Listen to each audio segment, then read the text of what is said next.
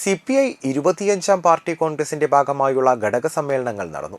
Nattika local കമ്മിറ്റിയുടെ പൊതുസമ്മേളനത്തോടനുബന്ധിച്ച് ശനിയാഴ്ച വൈകിട്ട് പോളി ജംഗ്ഷനിൽ നിന്നും തൃപ്രയാർ ബസ് സ്റ്റാൻഡ് പരിസരത്തേക്ക് പ്രകടനം നടത്തി. പൊതുയോഗത്തിൽ സംഘാടക സമിതി ചെയർമാൻ വി പ്രദീപ് അധ്യക്ഷത വഹിച്ചു.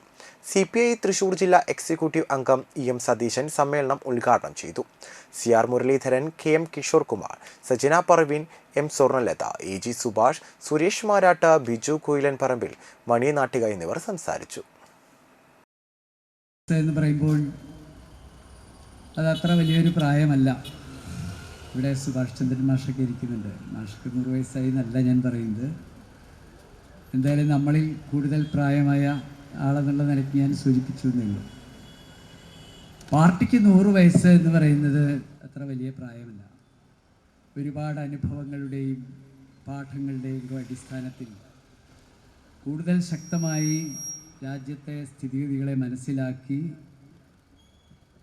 മുന്നോട്ട് പോകാൻ കഴിയുന്ന ഒരു സന്ദർഭം എന്നുള്ളതാണ് 100 വയസ്സ്.